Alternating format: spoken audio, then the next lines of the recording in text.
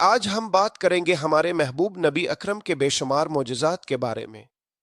یہ معجزات ایسے ہیں جو ایمان کو تازہ کرتے ہیں اور دلوں کو روحانی سکون دیتے ہیں۔ میں ہوں پیر اجمل راسکواڈی اور آج کا ہمارا موضوع ہے میر نبی کریم کے۔ سب سے پہلے ہمیں یہ سمجھنا ضروری ہے کہ اللہ تعالیٰ نے اپنے نبی کو معجزات سے نوازا تاکہ لوگ حق کو پہچانیں۔ یہ معجزات صرف دکھانے کے لیے نہیں بلکہ ہدایت کے لیے ہے۔ نبی کی زندگی معجزات سے بھری ہوئی ہے، چاہے وہ اب کی پیدائش کے معجزات ہوں، اب کے بچپن کے واقعات، نبوت کے بعد کے معجزات۔ مثال کے طور پر اب کی ولادت کے وقت بھی کئی عجیب و غریب واقعات ہوئے۔ حضرت آمنہ رضی اللہ عنہا نے بیان کیا کہ اب کی پیدائش کے دن کی رات میں پورا گھر روشنی سے بھر گیا۔ یہ روشنی ایک ایسی نشانی تھی کہ اللہ کے نبی دنیا میں آئے ہیں، اور یہی روشنی بعد میں اب کے کلام اور عمل میں بھی نظر آتی ہے۔ جب اب بچپن میں تھے تو بھی کئی معجزات ہوئے۔ ایک واقعہ یہ ہے کہ ایک دن اب کے پاس کچھ بچے کھیلنے آئے اور اچانک ایک خطرناک سانپ آ گیا۔ بچے خوفزدہ ہو گئے لیکن اللہ کی حفاظت سے اپنے سانپ کو دفع کیا اور کوئی نقصان نہیں ہوا۔ یہ بتاتا ہے کہ اللہ تعالیٰ اپنے نبی کی ہر عمر میں حفاظت کرتا ہے۔ نبوت کے بعد سب سے بڑے معجزات میں سے ایک ہے قرآن مجید۔ یہ ایک زندہ معجزہ ہے جو آج بھی ہر دور میں انسانی عقل و فکر کو حیران کرتا ہے۔ قرآن میں اللہ تعالیٰ نے واضح الفاظ میں بتایا کہ یہ کتاب کسی انسان کی مدد کے بغیر نازل ہوئی۔ اس میں علم، حکمت اور رہنمائی کی ایسی باتیں ہیں جو ہر زمانے میں انسان کے لیے مشل راہ ہیں۔ ایک اور معجزہ اب کا جنگوں میں فتح حاصل کرنا ہے۔ بدر، احد اور خندق کی جنگیں صرف انسانی کوشش سے نہیں جیتیں گئیں بلکہ اللہ تعالیٰ کی مدد اور معجزات کی بدولت کامیاب ہوئیں۔ ایک دلچسپ واقعہ یہ ہے کہ غزوہ احد میں جب دشمن کی تعداد بہت زیادہ تھی، اللہ تعالیٰ نے ایک ایسا مظہر دکھایا کہ مسلمانوں کا حوصلہ دوبارہ بڑھ گیا اور وہ فتح کے قریب پہنچ گئے۔ حضرت معصومین اور صحابہ کرام کی زندگی میں بھی اب کے معجزات کا اثر نظر آتا ہے۔ ایک بار ایک شخص بیمار تھا اور اپنے دعا کی اور اللہ تعالیٰ اللہ نے اس کی بیماری ختم کر دی۔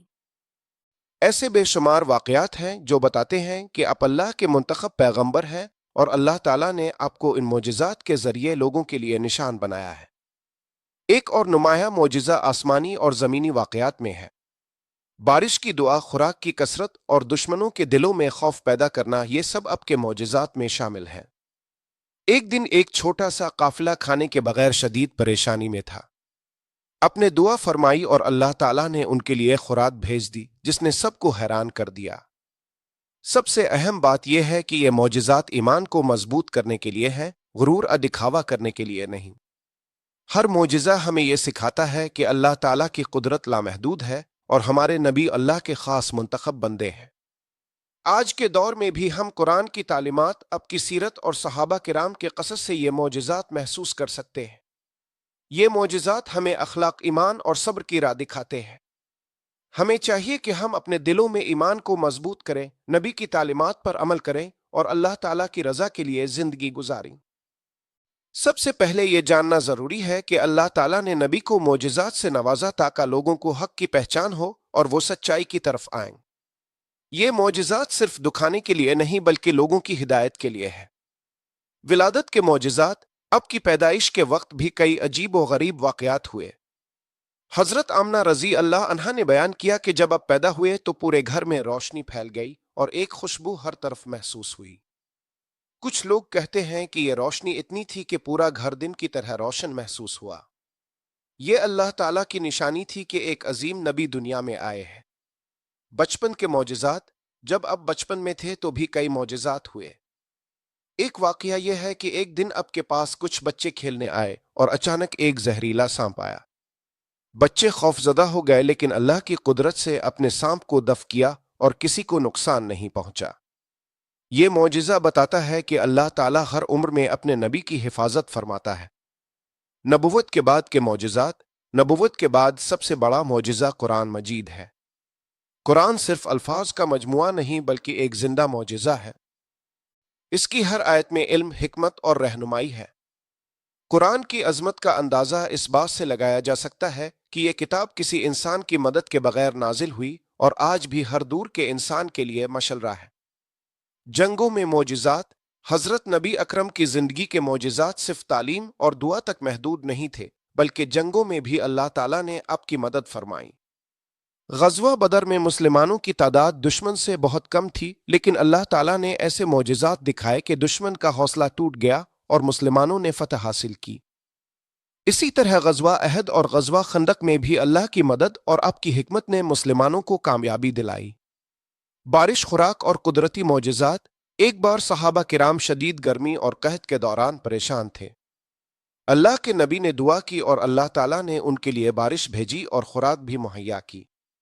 ये मोजिज़ात हमें ये सिखाते हैं कि अल्लाह ताला अपने बंदों की परेशानी दूर करने के लिए नबी के जरिए करामात दिखाता है। अल्लाह के इंतखाब के निशानात। अब के मोजिज़ात सिर्फ लोगों को हैरान करने के लिए नहीं बल्कि अल्लाह की कुदरत और हिदायत के लिए थे। मसलन एक दिन अपने दुश्मन के दिलों में खौफ पैदा किया, जिससे लड़ाई बगैर खून बहाए खत्म हो गई। इसी तरह बीमारों की शिफा, खुराक की कसरत और कुदरती आफात में हिफाजत के वाकयात भी शामिल हैं। हजरत सहाबा के तजर्बात, सहाबा किराम के हालात भी अब के मोजिज़ात की गवाही देते हैं। एक बार एक सहाबी शदीद बीमार था। नबी ने दुआ की और अल्लाह ताला ने इसे शिफा दी। ये बताता है कि नबी के जरिए अल्लाह ताला अपनी कुदरत का मुजाहरा फरमाते हैं। रूहानी असरात। ये मोजिज़ात सिर्फ तारीफी वाकयात नहीं बल्कि आज भी मोमन के दिल के लिए रोशनी का सबब है।